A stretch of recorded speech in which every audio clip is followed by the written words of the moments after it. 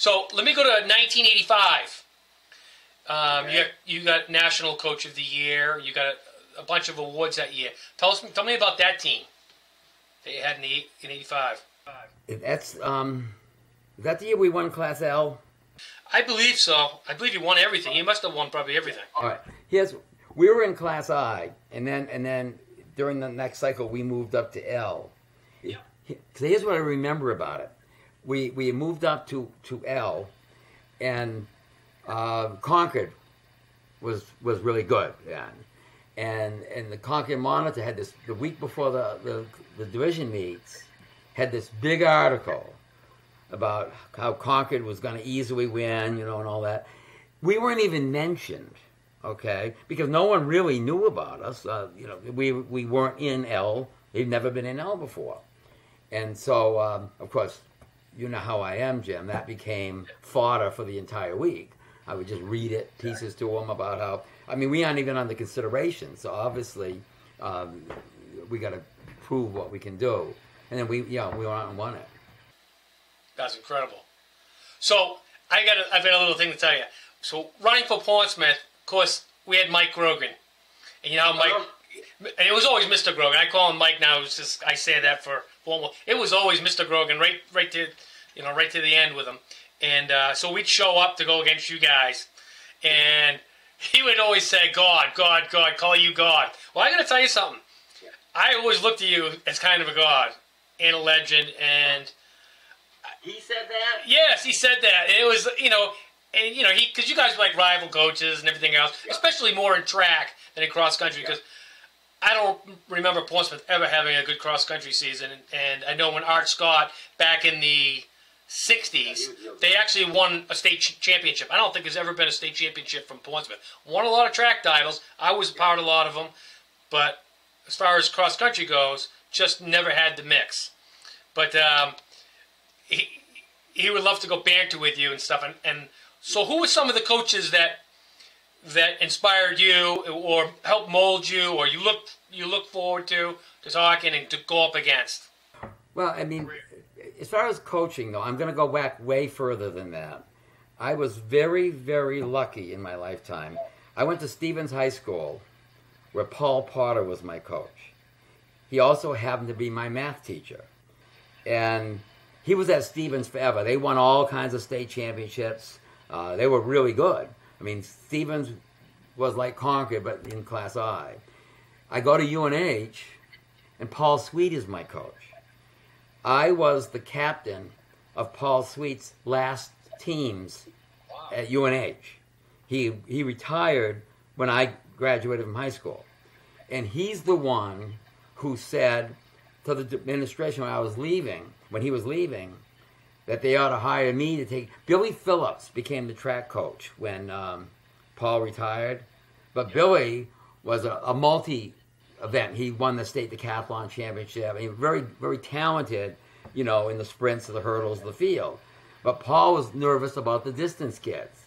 And he convinced Andy Meridian, who was the AD then, that you ought to hire Larry Martin to take care of the distance kids. So Paul Sweet literally set up my first coaching job. That's good. And Paul Sweet was there forever. Yeah. He was there like 50 years. But I was at the end of it. And I remember he used to write, show how a gung-ho, I don't know the right word, but he, every summer, he would write me a letter talking about what he expected me to do, and not just running-wise, as far as being a person. I've got a couple of them now, just very personal letters about how proud he was of the things I was doing and how my leadership and all that. It was just really encouraged me to go into coaching. So when you were at UNH, you set a record there. What was the record that you set? I don't know if it was. I held the indoor track 2-mile record, and I'm pretty sure it was 9:17. Wow! And it lasted. Which now high school kids run that, but we didn't back then. The times have gotten so much better, but it was broken by someone I coached, and I don't remember who. I think it was George. I think it was George Reed. Yeah, because I was coaching there, and I coached the kid to break my record. Yeah, that's pretty good. That's a good accomplishment. And that's what you really want to do anyways. Thing about UNH, I was there for 4 years. I ran cross-country, indoor track, and spring track every season. Yeah. And I never missed a meet. That's impressive. I mean, I don't know if we knew about injuries back then. I know that sounds silly, but injuries were, I don't remember kids being hurt. We just ran. I mean, I remember having shin splints badly, that my legs would be throbbing, but you still ran. I don't know. It was a different time. So you touched upon something else there. The kids are running a lot faster now. What do you think is the big attribute to that? What do you think is? Do you think it's just moving to the next level? Coaching. When I was in high school, how about this? My senior year in high school, 1965, in cross country, I was a Class I state champion. Okay, we didn't run in the summer back then. You know when practice started? Labor Day. The day of, you went back to school always the Tuesday after Labor Day, and that's when the first day of practice was. I mean, some kids ran. I can remember. No, that's not true. Maybe near the end we did, but I can remember my sophomore, junior year, we were pretty good. But we heard that these Buzzy Fletcher and another kid's from Keene. Keene is right down the river from us, and so they were real good too. That we heard the Keene kids were running in the summer, and we thought that wasn't fair. We thought that's not fair for them running in the summer. They're getting ahead of. And my senior year, I just realized it. The summer before my senior, I went to St. Paul's School, the Advanced Studies program, and when I was there, what's his name? Smith from Concord. There was this guy named Smith, and then a guy from the three people that ended up being state champions that next year in cross country were at St. Paul's. And we used to get together a couple days a week and maybe run in the morning. We'd get up early and go out and run a little bit. So we all knew each other. But it wasn't like now. There was no training regimen, and no one kept logs, or you just went and ran. So, like, back when you were running and I was running, we didn't know what everybody else was doing. We didn't know each other. You know, we might have had a little bit of friendships. Now you can go on, you can see, hey, this kid ran this kid, and not only in your own state, but in the United States and basically the whole world. So I think that also kind of raises the bar when you hear a kid, well, that kid ran 9:20. 9:20 used to be fast. Now guys are running 8:50 for 2 miles. And you would see pictures of the kid and say, well, if he ran 9:20, he doesn't look any different than me. I could run that. And you find out what he was doing for work. I mean, so much of it is too who you're running against. I mean, that was something that I did at both Raymond and Londonderry. I made sure at Londonderry, I don't think we ever had a undefeated season. Whenever we were really good, I made sure we went somewhere where we'd get beat. You know, the kids have to know that, so many high schoolers think, well, I'm the best. Well, we'd get on to New York City and they'd find out you're going to Christian Brothers Academy out of New York, St. Anthony's, there are other people out there that are pretty good too. And we went to Alabama, we went to North Carolina. In 2011, the bombings. That year, remember that was September 11th, right? Yeah, 2001. Yeah, okay, 2001. Yeah, we went to North Carolina for a meet 2 weeks after that. And again, we'd scheduled to do it, and you can't do that. I got all my parents together. The parents said it was a great idea. It was probably the safest time to travel, if you really think about it. Go through the airport, never had machine guns. I made T-shirts for my kids for every day. Every day we all looked alike. It was obvious we were a team. But we got an award down there for the team that traveled the furthest to go to this meet. We went to. I had 1 year. Todd Swenson, remember him? Yep. He was interested in William and Mary. So they had a big invitation also. We went down to a big invitation with William and Mary, so Todd could see it and they could see him. And he ran really well and he got a full scholarship there.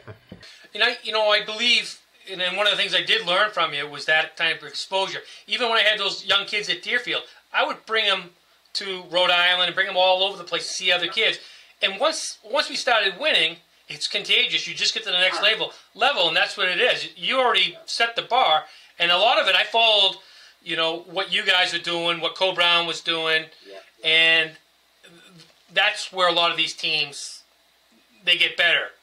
And if you learn from the other coaches, hey, it works. We won the Class L championship, and I remember a specific instance from that year. We used to go over to Pinkerton to do speed workouts because they had a dirt track, and I liked the dirt track because it was more like cross country, you know. And we'd go and do repeats and stuff over there. And the year we won Class L, we're over there on a Tuesday doing this workout, and all of a sudden the kids were really down, and I couldn't figure out why. And we talked about it, and what it came down to, making the New Englands was much more exciting to them than having to run in the New Englands, if that makes any sense. Making it was a big deal, but now all of a sudden it hit them that they had to run in the New Englands. And they weren't too, that wasn't such a big deal. And they didn't run very well. I mean, and so for the next few years, several times we made the New Englands, but we ran like shit. You know, we'd get, I had to be careful, we'd get like, 10th, 12th, just like that. So over the years, I determined that I had to take a different attack to it. If the New Englands were important, then that had to be the focus of what our training was going to be. Well, in New Hampshire, that became an issue because you have your division meets, and then you have your meet of champions, and then you have New Englands. So most schools, your division meet is by far the most important meet in the entire world. So you're cutting back for a week or a week and a half before the division meets. Well, now if you do well there, well, you're going to want to do well in the meet of champions, so you have to cut back, and then, you know what I mean? So literally, by the time you get to the New Englands, you're sort of out of the loop.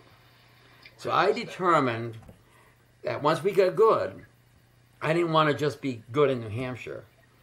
I wanted to be good in New England. And so I actually created the training programs that I was doing based upon them. We had a period of 10 years, from 95 to 2004. In the New England, we were first to second 6 times out of 10 years. No one has ever done that, but as a boys' team. Girls have.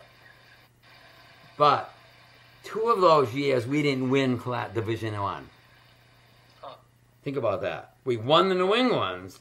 You know why? I trained like hell right up there. And the way I looked at it was, some years we were good enough, we could do that and win, right? I had one year, the whole year's my, Timmy Wright, you remember that name? Yeah, I trained with Timmy at UNH when I was training over there. Okay. So you know how clumsy and gawky he was, and how he couldn't even walk right? Well, Timmy Wright, hard as gold, and one of the really, really tough kid. But he wasn't very coordinated, okay? So we ran at the Manchester Invitational that year, and he got hurt. We used to get down the road.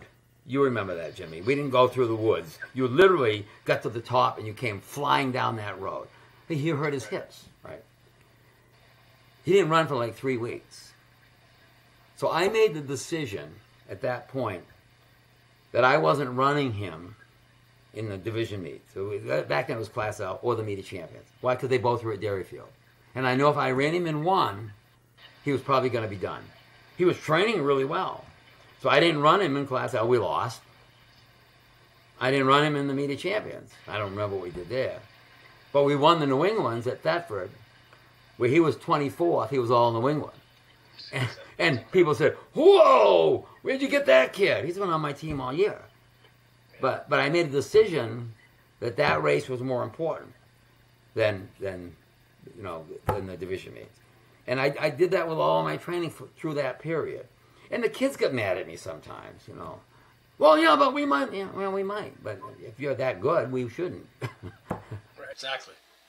I mean, you pretty much called it like it was. So let's go up the channel. Let's go up into the '90s and those special years.